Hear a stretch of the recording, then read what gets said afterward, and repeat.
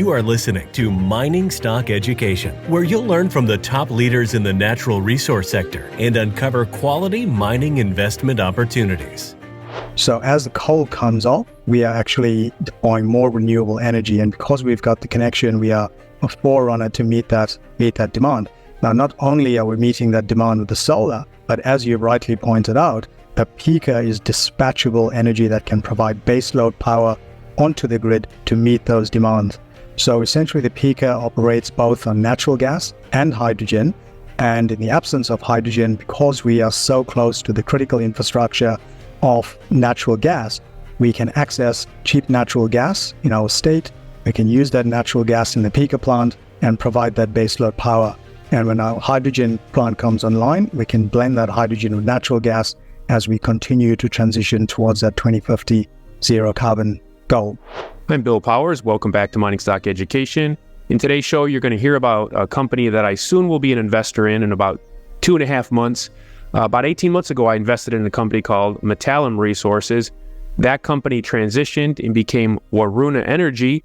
Waruna is now being acquired by Frontier Energy, and this is a company desiring to be a profitable power producer in Western Australia, producing one of the most in-demand commodities out there, which is electricity, and the type of electricity that the government is rewarding. And here to discuss the value proposition and introduce Frontier Energy, which is a new show sponsor, is Sam Lee Mohan. Sam, you're a managing director. You're at the helm of Frontier Energy. Please describe your project to us and the competitive advantages of what you're trying to accomplish. Bill, firstly, thank you for having me. It's wonderful to be talking to you today. Frontier Energy is an Australian integrated energy services provider with a primary focus on renewable and transitional assets. Now, fundamentally, really what differentiates us is our location. And what we have is we are surrounded by critical infrastructure.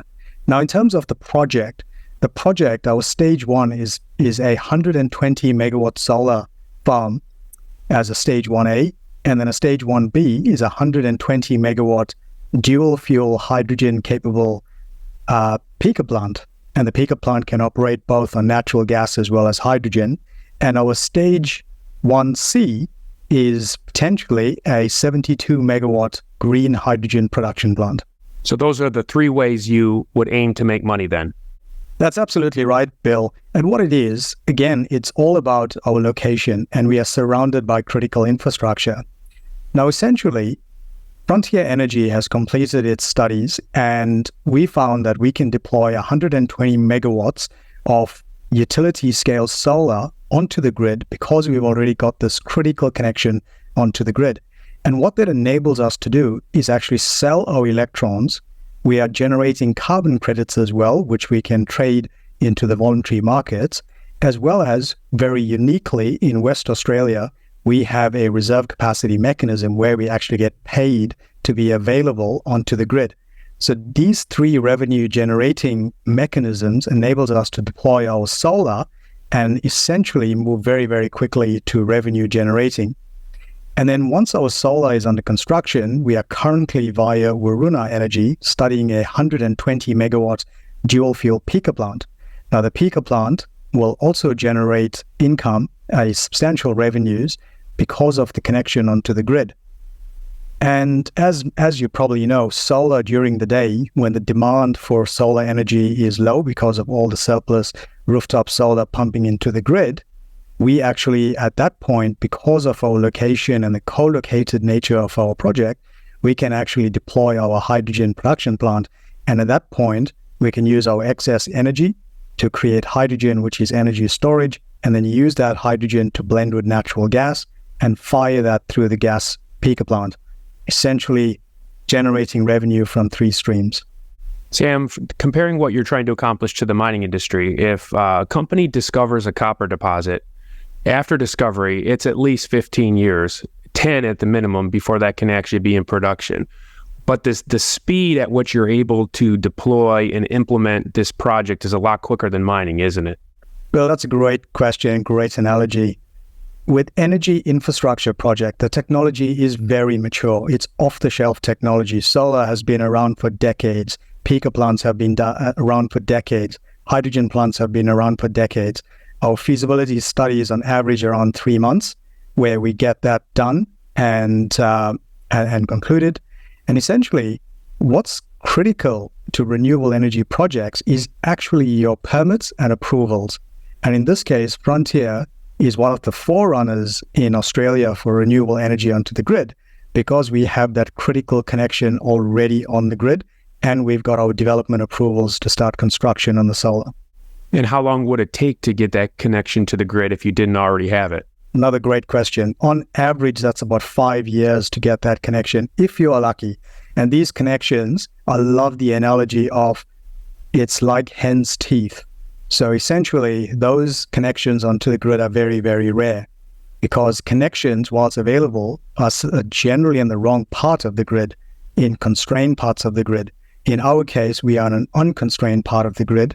We've got the connection secured, and it's very, very difficult to get these connections. And if you are lucky enough to get a spot where you can connect, it could take anything over 5 years to get that connection. We don't have any of those issues. We've already got these connections in place. Could you talk about what the duck curve is for those that don't understand the electrical markets and how you plan to capitalize on that? Yeah, so put really simply, essentially, when it comes to solar energy, generating energy from the sun, as the sun rises, and I'll just use some really, really round timing, if you like, sun rises at 6 a.m. Essentially, that is known as the morning peak. And by 9 a.m., when households, etc., are no longer at home and the demand on the grid for power drops to an all-time low, essentially that peak starts to tailor off in terms of demand. But at that same point, there's actually a lot of production of energy onto the grid, but the demand is dropping. So picture this, at 9 a.m., the sun comes up and your energy is actually generating quite high. And then from 9 a.m., when your energy is still generating quite substantially, but your demand is dropping off. So that is essentially the duck's back as the demand drops off. But then in the evening from 3 p.m., when the demand starts to pick up, that's a shoulder peak and an afternoon peak. And at the same time, the solar is starting to drop off. Now, in the case of utility scale solar, we have single axis tracking, which means we track the sun. And whilst rooftop solar can't track the sun, they are just fixed, we can actually deploy our utility scale energy onto the grid to meet those shoulder peaks. So to put it quite simply is during the morning, we make energy, utility scale, and we can sell that into the peak market in the morning. During the daytime, when the demand is low, that's the duck's back, we can actually deploy and put our energy into hydrogen. And in the evening, we can deploy either our solar energy to meet the demand, to sell that energy during the peaky period, or in winter, we can actually deploy that energy through our peaker plant to meet those peak demands. So our strategy, we actually capitalize on the peak periods, and when the opportunity to sell your energy is lowest during midday, we can store that energy in our hydrogen production plant. So that's how we capitalize and we sweat that asset and generate those revenues. Because the peaking plant is a dual fuel, it can use hydrogen or natural gas, you do have 24/7 baseload generation capability when the sun isn't shining. Well, that's absolutely right. Here in Australia, we've got a 43% reduction in emissions by 2030 from our 2020 levels and a net zero 2050. And under that policy, that legislation, we have the retirement of coal. Now, in WA, 63% of our energy comes from coal, and these are all assets that are set to retire by 2030. So as the coal comes off, we are actually deploying more renewable energy, and because we've got the connection, we are a forerunner to meet that demand. Now, not only are we meeting that demand with the solar, but as you've rightly pointed out, the peaker is dispatchable energy that can provide baseload power onto the grid to meet those demands. So essentially, the peaker operates both on natural gas and hydrogen. And in the absence of hydrogen, because we are so close to the critical infrastructure, natural gas, we can access cheap natural gas in our state. We can use that natural gas in the peaker plant and provide that baseload power. And when our hydrogen plant comes online, we can blend that hydrogen with natural gas as we continue to transition towards that 2050 zero carbon goal. Sam, there is different types of hydrogen production. Could you briefly describe green hydrogen and how you're going to produce that? And also talk about why water is necessary and how you have that in place as well.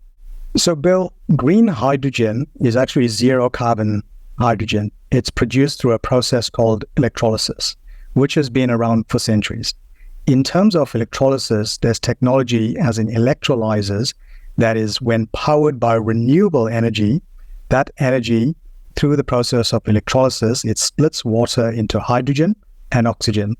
Now, hydrogen, when it's made from renewable energy, as in the case for Frontier Energy, we'll be using our solar energy, which is renewable power, renewable energy to power the electrolyzer. It splits water, produces hydrogen and oxygen, which is zero carbon. When you actually combust the hydrogen, you get two things. You get heat and you get water vapor, zero carbon, and that is green hydrogen. Other forms, other mature ways of making hydrogen is from steam methane reforming, which has still substantial amounts of carbon in the absence of carbon capture and storage, which is still maturing technology. Our focus is on green hydrogen, 100% green hydrogen strategy. And then one of the issues with the green hydrogen market is what do you do with it after you produce it? But with the peaking plant, you're basically solving that question, aren't you? That's right. And Bill, just before we jump onto that question, I just want to go back to the previous one, just to finish off on your question, which is the critical aspect of water.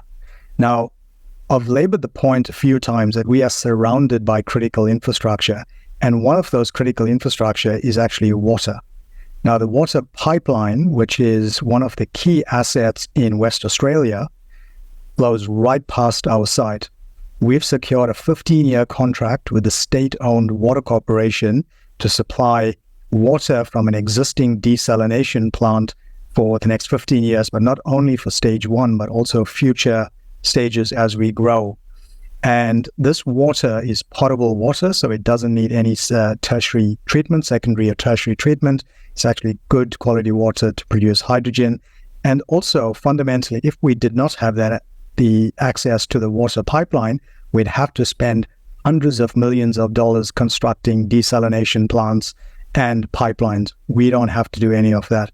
We've got some capex and existing assets that we can tap into to produce that hydrogen. Sorry, Bill, I just wanted to complete that question. No, that's a good point. And so the peaking plant, what I was pointing out is, as I've learned, even speaking with you to understand what my investment in Frontier Energy will be, the peaking plant is the solution for the green hydrogen production. You have an offtake partner, which is yourself. Well, that's right, Bill. The hydrogen industry, in every single modeling scenario globally, hydrogen has a fundamental role to play in the future energy mix. And we are a forerunner for that hydrogen. But the market is in its infancy. Hydrogen can be used for transportation, export, power generation, long-duration energy storage, etc. Now, in the absence or the nascency of the industry, and because of our location and our connection onto the grid, as well as our location to the gas pipeline, we can actually design and construct a 120 megawatt dual fuel peaker plant, which does two things. It provides significant revenues just from power generation, selling energy onto the grid because we've got the connection. And equally important, it provides the offtake for the hydrogen. So the hydrogen becomes fuel for the peaker plant.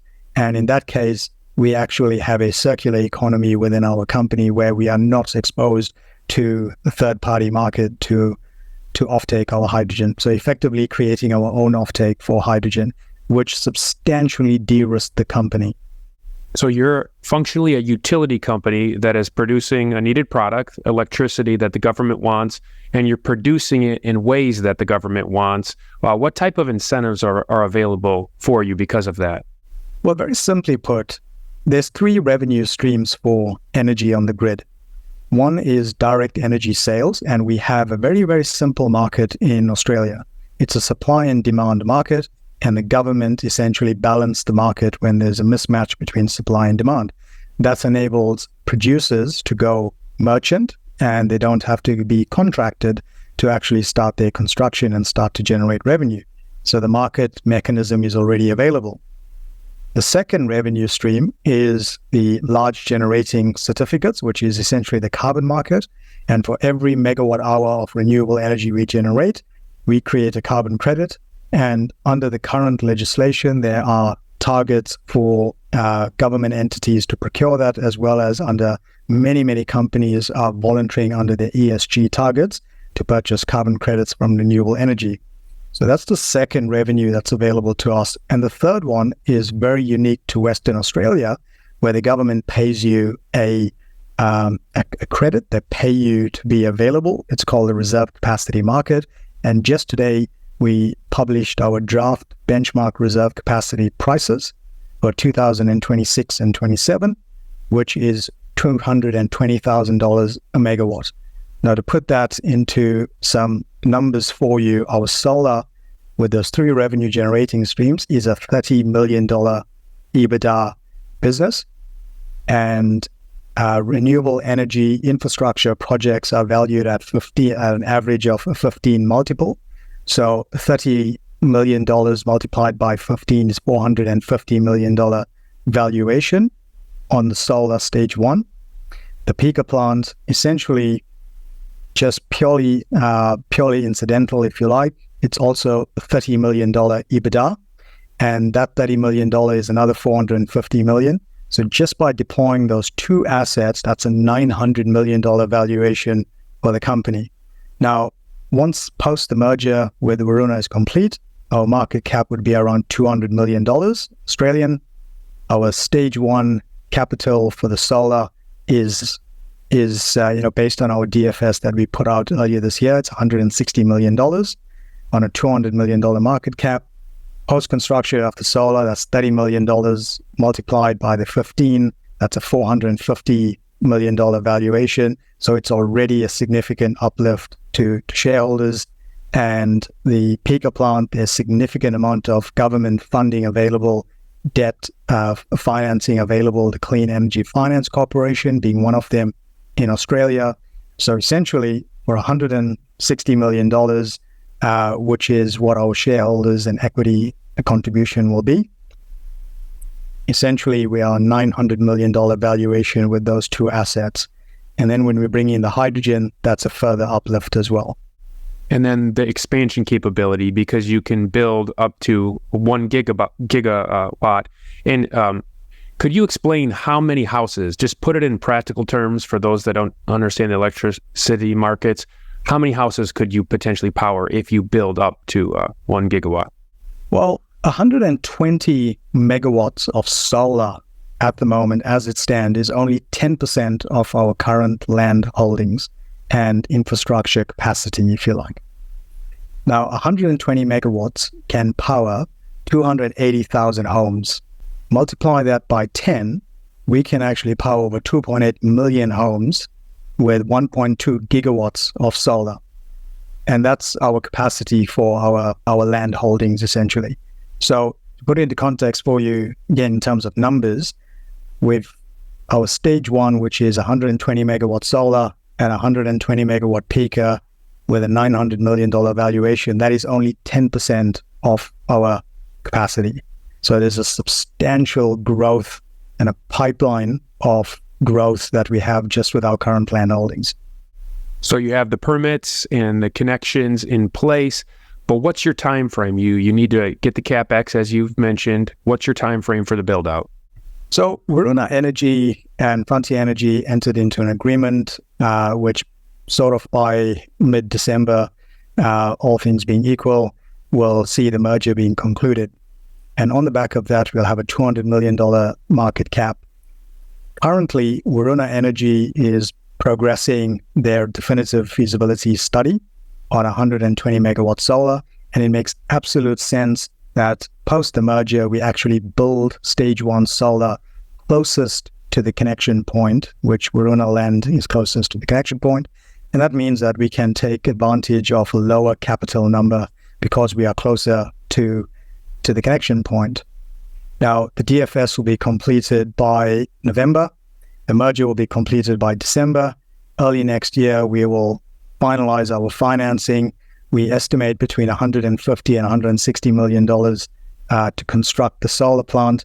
The solar plant construction will start in the first half of next year, and it'll be concluded in 2025, mid 2025, which will then start generating revenue. We've also got a DFS being completed for the peaker plant as we speak. The peaker plant DFS will be completed by mid-November.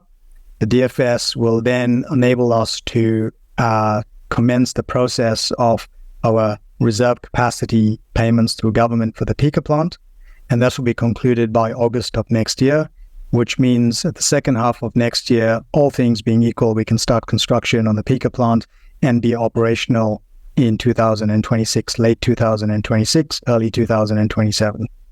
And the numbers you threw out, those are Australian dollars, not US dollars for US listeners, right? That's correct. So it is all in Aussie dollars. Okay. And again, comparing it to mining, there's less potential hiccups when you're talking about this project because we're talking about at surface, off the shelf implementation. But Bill, that's absolutely right. One of the things about infrastructure project, the technology is very mature. And in terms of our strategy, because we've got the permits, we've got the connections, it's the way I like to describe it is from here on out, it's more process rather than negotiation. So we are actually in a process, we complete our studies, we finalize from a regulatory perspective, we finalize our submissions to government for our guaranteed payments under the reserve capacity mechanisms, which I mentioned a few times. And essentially it's then financing and construction. No negotiation, if you like. It's all processed from here. After the merger of Waruna and Frontier completes in December, what would the Treasury look like? And also share with listeners your burn rate, which is less than many mining companies. That's right. So in terms of our cash balance post-merger, we've got about $21 million in the bank, Australian. We've got land to settle, and post-settling the land, we'll have about $14 million of cash in the bank. Now, essentially, that cash is sufficient to see us all the way through to construction, to commence construction. So there is no raises that we'll need to be doing in order to get to construction. That's point number one. Point number two is all of our studies have been completed on Frontier. Our hydrogen studies are completed, solar studies are completed. Our hydrogen, dual fuel hydrogen peaker plant via Waruna is almost complete. The solar DFS is, we've already appointed a lead engineer to complete those studies, which is all accounted for. So essentially our burn rate is very, very low in the 100,000, if not slightly lower. All right. And just remind us one more time as we conclude, upcoming news catalysts that investors should look for. Yeah. So in terms of major catalysts, so obviously the announcement that we're all waiting for is to conclude the merger with Waruna Energy. You can also look out for the DFS publication sort of November, at the latest early December on the dual fuel peaker plant. And early next year, it's completion of the DFS on the solar. And on the back of that, it's actually financing. And very quickly after financing, it'll actually start construction. So these are the major catalysts that we see over the next 3 to 6 months. Frontier's website is Frontier, the letter H, the letter E.com. It trades on the OTCQB in the States under FRHYF. It is illiquid at the moment, so just use limit orders if you're interested in the stock, not market orders. And on the Australian exchange, it's very liquid, and it trades under FHE. Sam, really appreciate this update and this introduction, and we'll be following up with you in the future. Wonderful. Thank you for having me, Bill.